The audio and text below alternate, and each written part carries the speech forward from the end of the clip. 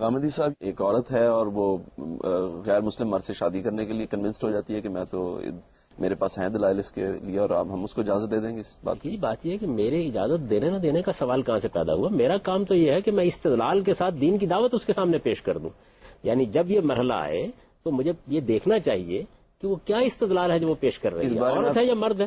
جو بھی کوئی اس بارے میں آپ کیا استدلال پیش کریں گے اور آپ کی رائے کیا ہے کہ کیا اس کی اجازت دین ہمیں دیتا ہے کہ ہم اپنی عورتوں کو یہ اجازت دے دیں؟ ہم اپنی عورتوں کو بھی یہ بتائیں گے اور اپنے مردوں کو بھی یہ بتائیں گے کہ اللہ تعالیٰ نے شادی بیاہ کے بارے میں کیا ہدایات دی ہیں.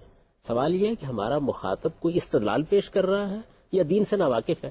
اگر وہ دین سے ناواقف ہے تو پہلے اسے دین کا صحیح علم دیا جائے گا، اسے یہ بتایا جائے گا کہ اللہ تعالیٰ نے قرآن مجید میں یہ بات واضح کر دی ہے کہ اگر تم نے توحید کو شعور کے ساتھ قبول کیا ہے تو یہ کیسے ہو سکتا ہے کہ توحید اور شرک ایک بستر پر جمع ہو جائے؟ یہ کیسے ہو سکتا ہے کہ ایک چھت کے نیچے لوگ رہیں، ان کی اولاد پیدا ہونی ہے؟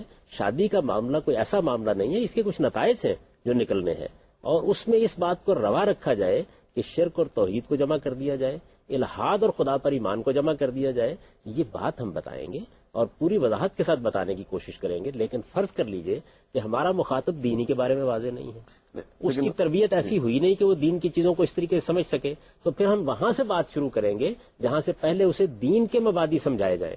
رسالت میں آپ صلی اللہ علیہ وسلم نے جب اپنی دعوت پیش کی، لیکن غامدی صاحب مرد کو کیوں نہیں سمجھاتے پھر جب مرد عورت سے شادی کرنے کے لیے چلا جاتا ہے؟ میں تو جس طرح اس معاملے کو سمجھتا ہوں یہ ہے کہ اللہ تعالیٰ نے یہ بات پہلے واضح کی ہے کہ شرک اور توحید کو ایک جگہ جمع نہیں کیا جا سکتا، ان کے مابین مناقض کا تعلق قائم نہیں کیا جا سکتا.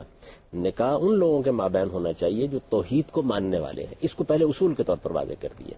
اس کے بعد یہ بات بالکل بدیہی ہے کہ اہل کتاب بھی شرک کرتے تھے. جب اہل کتاب بھی شرک کرتے تھے اور ان کے شرک کو قرآن نے واضح کیا ہے تو ان سے بھی اس کی اجازت نہیں ہو سکتی تھی. لیکن جس وقت رسالت میں آپ صلی اللہ علیہ وسلم کی دعوت کے نتیجے میں اسلامی تہذیب کا غلبہ ہو گیا، مسلمانوں کی حکومت قائم ہو گئی، اہل کتاب مغلوب ہو گئے، اللہ تعالیٰ نے اس موقع کے اوپر پیغمبر کی طرف سے اتمام حجت کے بعد ان کے خلاف کارروائی کا ایک پورا ضابطہ بیان کر دیا. اس میں یہ اجازت دی گئی کہ اب اگر ان کی خواتین سے تم شادی کرنا چاہو تو کر سکتے ہو، اور اس کی وجہ یہ بیان کی گئی کہ اب چونکہ اسلامی تہذیب کا غلبہ ہے اس لیے اس بات کا پورا امکان ہے کہ اب یہ خواتین بھی دین کے دائرے میں آئیں گی، اور توحید کے معاملے میں ان کے ہاں بھی اگر کوئی بہام ہے تو وقت کے ساتھ دور ہو جائے گا. یہ مصلحت تھی جس کے تحت یہ اجازت دی گئی. اصلاً توحید اور شرک کے مابین نکاح کا تعلق قائم نہیں ہو سکتا. یہ وہ چیز ہے جسے ہمیں سمجھانا ہے، دل و دماغ میں اتارنا ہے. لیکن اب آپ یہ دیکھیے کہ آپ کے ہاں وہ لوگ جو باہر پرورش پا رہے ہیں، جن کے والدین نے ان کو دین نہیں بتایا، توحید کے معاملے میں بھی ان کو کوئی تعلیم نہیں دی، رسالت میں آپ صلی اللہ علیہ وسلم کی نبوت سے کیا تقاضے پیدا ہوتے ہیں وہ بھی ان کو نہیں سمجھائے گئے، تو کیا جب وہ اس معاملے میں کوئی غلط رائے اختیار کریں گے تو وہاں سے ہم فتویٰ دیں گے؟ اس کی طرف اشارہ بھی کیا انہوں نے مولانا طاہری صاحب نے، جو اس مووی کے کریکٹر ہیں، کہ مسئلہ صرف فہم کا نہیں ہوتا، مسئلہ بعض اوقات لاپرواہی کا بھی ہوتا ہے، بے اتنائی کا بھی ہوتا ہے. لوگ پرواہی نہیں کرتے دین کی. بے اتنائی کو بھی دور کیا جائے گا. دیکھیے بات یہ ہے کہ بے اتنائی کیوں پیدا ہوئی ہے.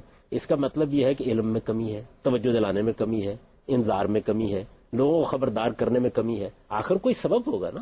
آپ پہلے اس بنیادی بات کو سمجھیے جس کو ہمارے علماء عام طور پر ملحوظ نہیں رکھتے کہ دین ایک دعوت ہے، اس کو بہرحال استدلال کے ساتھ لوگوں تک پہنچنا ہے. یہ دیکھنا چاہیے کہ کسی آدمی کو غلطی کیوں لگ رہی ہے. دیکھیے جب قرآن مجید اتنا حساس ہے کہ شرک اور توحید کو ایک نکاح میں جمع نہیں ہونا چاہیے، یہ حساسیت ہم نے منتقل کی ہے کسی شخص میں. جب آپ نے قرآن مجید میں یہ آیت پڑھی کہ یہ جو شراب ہے اور یہ جوا ہے رجس من عمل الشیطان، یہ گندے شیطانی کام ہے، تو کسی آدمی نے اگر ان چیزوں میں اپنے آپ کو ملوث کر لیا ہوا ہے تو دیکھنا چاہیے نا کیوں ملوث کر لیا ہوا ہے. لیکن دین نے تو قانون سازی بھی کی نا جی. جن معاملات میں دین نے قانون سازی کی ہے وہ قانون لوگوں کو بتایا جائے گا. دیکھیے بات یہ ہے کہ دوسرے آدمی کے بارے میں آپ اپنے گھر میں بیٹھ کر کس طرح یہ رائے قائم کر لیں گے کہ وہ قانون سے بھی واقف ہے، وہ اس قانون کی حکمت سے بھی واقف ہے، اس پر بات بالکل واضح ہے. یہ اگر دیکھنے کے بعد اندازہ ہوتا ہے کہ واضح نہیں ہے تو پھر واضح کریں گے. اگر معلوم ہوتا ہے بنیاد ہی موجود نہیں ہے تو وہاں سے دعوت شروع کریں گے.